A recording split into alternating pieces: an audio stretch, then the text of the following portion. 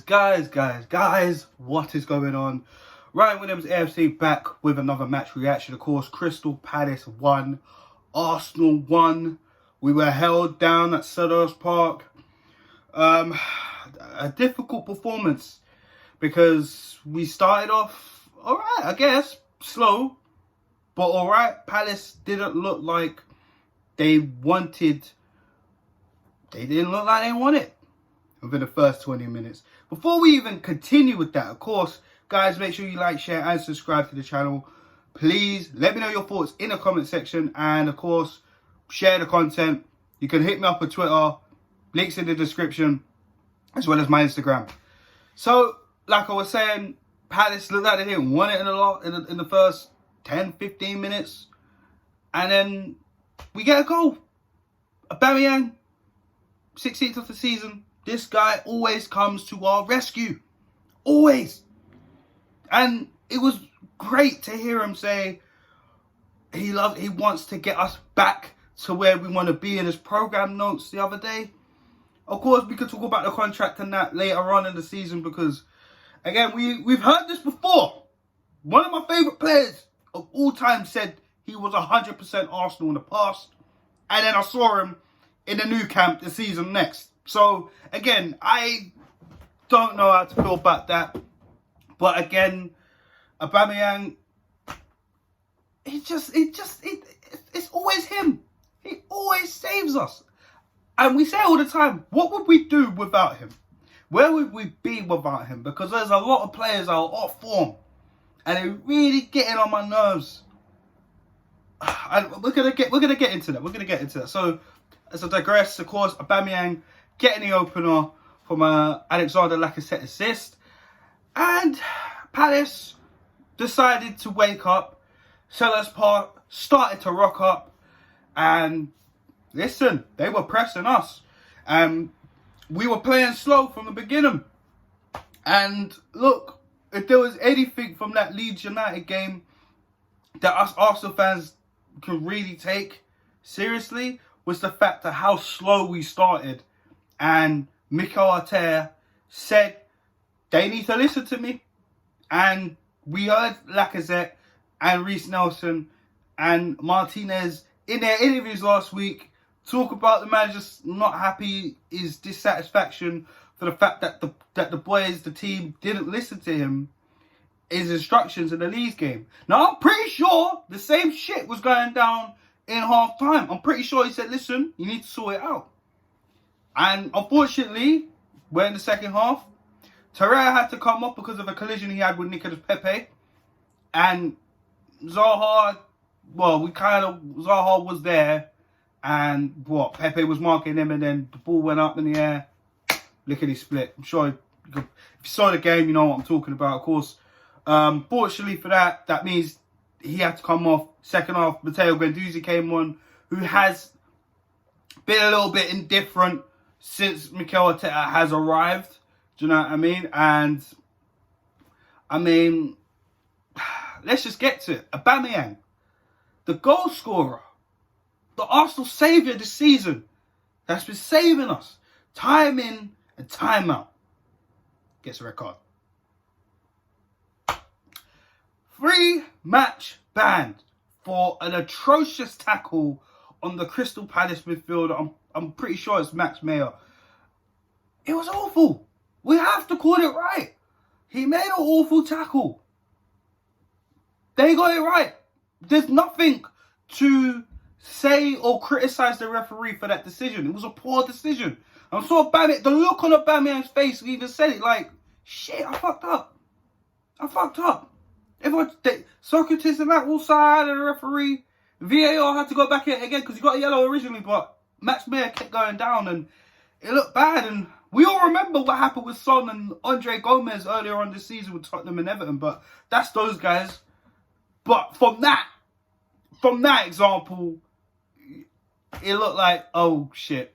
And after that, I mean, Palace were trying to get back in the game. I felt we slowly let them back in the game within the first half because, well, I don't know if we started with intensity. I guess I say we didn't.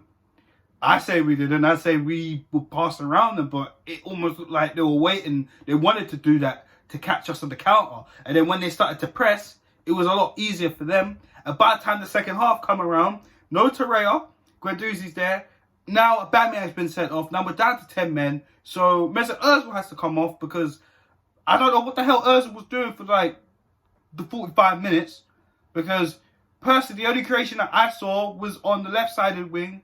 And that was Kolasinac doing most of the damage. Do you know what I'm saying? So Ozil was missing again. You know? But don't worry, we're gonna go through the whole team and talk about how their performance was today. But yeah, and look, Palace came back. A poor block from David Luiz. Ayew, who was causing a little bit of trouble. Even in the home fixture, he was causing us trouble. Let's not forget about that. And this is a Crystal Palace side that had certain players that get the better of us, like Milojevic, out. Not in the starting lineup. Not even on the bench. Out. Luckily, we didn't concede a penalty today. Because you know what he would do. But guess what? We didn't take advantage of that. Absolutely, it was annoying. It was so annoying. So annoying. Pretty much, it was a nitty-gritty end to the game. With 10 men. We saw Gabriel Martinelli come on. He had a few sniffs, but he was getting blocked out. Reece Nelson come on. It was good to see him come on and get a couple minutes after, you know, him going out and getting his first goal against Leeds in the last game in the FA Cup. And yeah, man, Lacazette was just awful today. Pepe was annoying me today. Xhaka was slowly going back to his old self. Not reckless challenges, but in terms of positioning, it was kind of fizzling out a little bit. I'm not sure what's going on. I don't know, but listen, I've been praising Xhaka on the channel lately. I'm still not my favourite player. And no one flip-flopping. I've said it in every video, still not my favourite player, but he has been impressing me. And until we can either get in a solid replacement for him or just someone in that midfield to just lock it down, this is what we got, innit? Do you know what I mean? Like I said, I'm not turning my back on anyone, but because I made my feelings felt throughout the whole season in players. And yes, they've been improving, but I still don't think they're good enough. And that's just what the reality is. So let's go through the team, and then we're gonna talk about the players and their individual performances, and then we're gonna wrap things up. So Leno in goal, I'm going to rate him I'm gonna give him a 7 because I think 7's too much. I'm gonna give him a 6 because he didn't really have to do anything today. He probably made about 1 or 2 saves. First half, he was quiet. He probably had one, and that was a makeshift shot from Coyote. And yeah, he kind of swung with it, but he was pretty much in control. There's no one else coming to attack the ball. There was another chance that Ayew kind of had, well, half a chance really, but Kolasinac made up for David Luiz's mistake from, you know, the back pass header that deflected off Ayew, and Ayew was literally right behind David Luiz, who David Luiz was marking up, and then Kolasinac just come, pew, blocking him off for Leno to literally dive and get that. And for the goal, look, Leno positioning could have been a little bit better, but it didn't help with David Luiz's half a chance of a block. So Leno definitely gets a 6. Ainsley Maitland-Niles, I felt, again, more improvement from him. Didn't really do too bad. Didn't really do anything rubbish either. So Ainsley, I'm gonna give him a 7. I think he played well. Kolasinac, I'll give him a 7 as well. I think both him and Ainsley today were great. I had no problem with them today. Literally, I think AZ probably made, one sloppy thing. But other than that, I mean, he's been good. He's been good. So Bellerin actually has someone battling him for that right back position.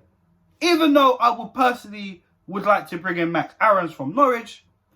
But time will tell and we'll see what's going on. Because, AZ Maitland-Niles is a makeshift right back. Do you know what I mean? But under Arteta, he's been doing well. And let's be real. Is he even going to play midfield again? Or this is going to be his position? It just looks like that's what it is. Let's go into the midfield. Granit Xhaka, I'm going to give him a 6. I didn't think he was awful, but he wasn't great. Pretty average, pretty standard performance from Granit Xhaka. All the weeks, this was probably one of his worst games. But Xhaka, 6. Torreira, I'm going to give him a 6 also. Actually, no, I'm going to bump it to a 7 because the tackles he was making, and the reason why I was said a 6 originally because he didn't finish off the game, but for the time that he was on, I'm going to give him a 7. He was there. He was everywhere today. Everywhere today. And that's the holding midfielder we need to be building around, in my personal opinion. Lucas Torreira gets a 7. Ozil, where was he today? Where was Ozil today? But then again, this is normal. This is normal. We're slowly going back to what we've been playing under, where Ozil goes missing. And was he marked out the game? Not really. He was trying to do something today, but it just wasn't good enough today. So for me, Ozil can probably get a 4. But again, he wasn't the worst player on the pitch. Trust me, these ratings are going to be hard, Trust me, you thought Ozil at 4 was bad. No. Wait. Let's go up to the forward line. Of course, Pierre-Emerick Aubameyang, the goal scorer, but also, excuse me guys, also holding the red card. Missing 3 games because of that poor challenge on Max Meyer. 5. I mean, yeah, he would have got a 7, but that challenge was absolutely appalling. He knows it himself. You saw the disappointing look on his face when he went down to the tunnel. 5. Honestly, he deserves a 5, even for getting the goal. And he was doing well in the first half. He was actually cutting in. Lacazette was dropping back for Aubameyang to come in. Kolasinac was so supportive for Aubameyang as well. That first half, Aubameyang was playing well. But again, that second half, after that challenge, that was it. 5 for me. Nicolas Pepe. I'm going to give... You know what? This was... I didn't think Pepe was great. I didn't think Pepe was average. I didn't think Pepe played good at all today. I've got to be honest with you guys. I think he's a little bit over in his head today. I've got to be honest. I'm being real. You can say what you want. I'm calling it. I think he had a poor game. I'm going to give Pepe a 4 as well. There was times Pepe was leaving AZ Maitland-Niles for dead. He doesn't track back a lot. And you can see why Freddie and Mikel Arteta were saying certain things about he doesn't work hard enough. Do you think this might have been why Unai Emery wasn't really playing him like that? The mystery will be unsolved, but Pepe wasn't good enough today, man.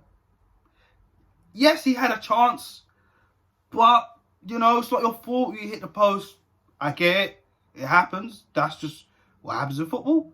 But defensively, it wasn't good enough today.